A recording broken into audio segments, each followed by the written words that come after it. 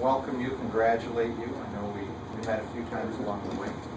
Once when you were just finishing up a little bit of brutal PT. So it's nicer to see you all dressed up like this, and I was really happy to hear your scores, see how well that you have done. And of course, Sergeant Austin and Captain Phelps have kept me in the loop on your progress. So it is nice to finally get to this day. And as your sheriff, I just want to go over some of what my expectations will be for you to work here. Obviously, everyone has to have expectations.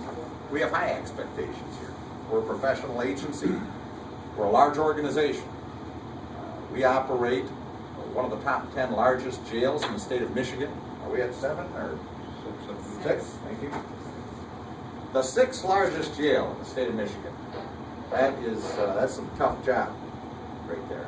Anybody thinking that entering into the profession of corrections is slouch work, they're wrong. It's one of the toughest jobs I've ever seen. I started my career as a police officer in South Florida. I've never worked a full shift in a jail. But I can tell you this, it is tough work. And it's going to require a lot of you, a lot of restraint.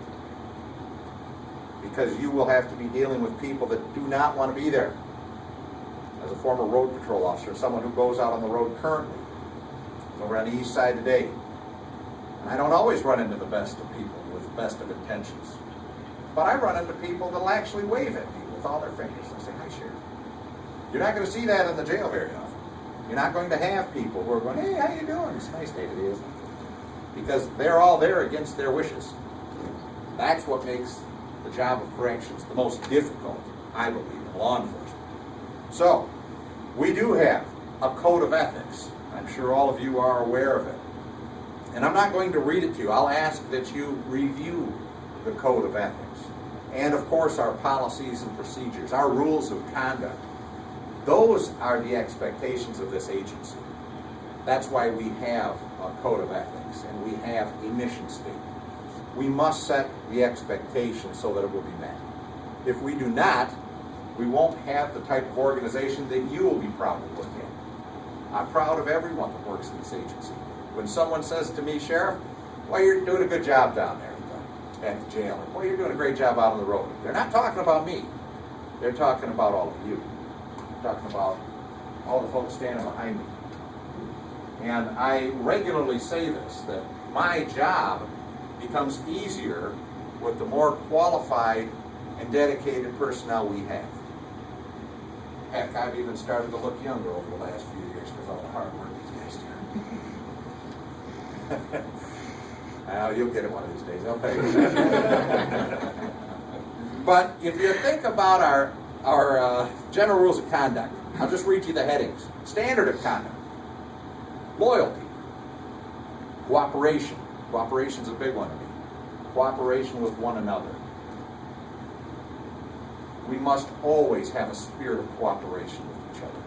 It's difficult because all of the human emotions that we have with us in everyday life will be brought into our jobs.